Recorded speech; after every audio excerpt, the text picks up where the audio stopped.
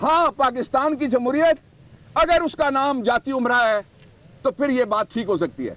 अगर उसका नाम 1973 का आईन है तो यह बात झूठ है, यह बात बोतान है। इस बात पे उनको कुछ शर्म आनी चाहिए और कुछ हया आनी चाहिए।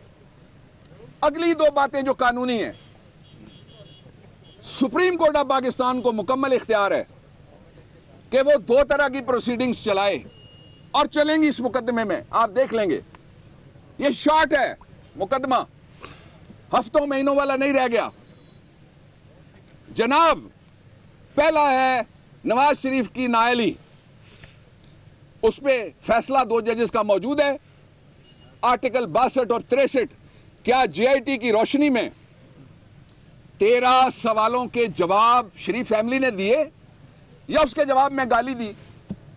सुप्रीम कोर्ट के फ्रेम करदा 13 सवालों के जवाब गॉडफादर 1 और 2 ने दिए या उसके जवाब में कहा तुम्हारे बच्चों पे अल्लाह की जमीन तंग कर देंगे? 13 सवालों के जवाब सिसिलियन माफिया ने दिए या उसके जवाब में कहा हम तेरा इंतजार करेंगे, रिटायर होके आना, हम तुम्हें मिल लेंगे? 13 सवालों के जवाब मनी लॉन्ड्रिंग के बादशाहों, उनके खानदान, फ्रंटमैन, कोरोनीज ने दिए या ये कहा कि हम तुम्हारा पीछा करेंगे? अगर सवालों के जवाब नहीं दिए तो फिर दूसरा मरला आ गया है। उसके लिए नाअहली का केस अलहदा है, सुप्रीम कोर्ट का ऑर्डर मौजूद है, उसके तहत पर्चे होंगे। मैं फिर कहने लगा हूं, JIT रिपोर्ट में गौर से पढ़िएगा, 35 से 45 के करीब, इन बिटवीन 35 to 45 लोगों पे पर्चे होने जा रहे हैं।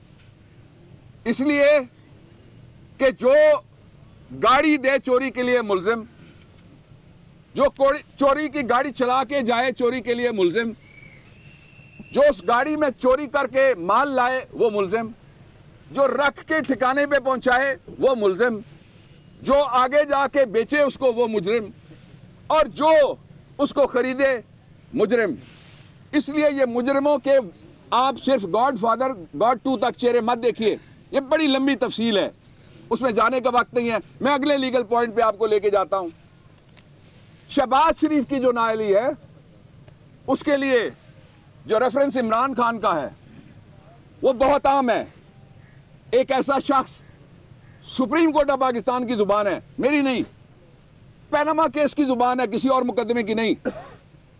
ऐसा शख्स जिसने लंदन की अदालत के फैसले के बाद वहां पैसे जमा कराए। दो मिसालें सिर्फ आपके सामने, 2 मिसालें मैं पेश करता हूं, दोनों अदालती फैसले हैं। ऐसा शख्स जिसने लंदन के अंदर जाके 34 मिलियन US$ जमा कराए और पाकिस्तान में वापस आके कहा कि हम सुरखरू हो गए। पैसे कहां से आए थे? पैसे कहां से कमाए थे?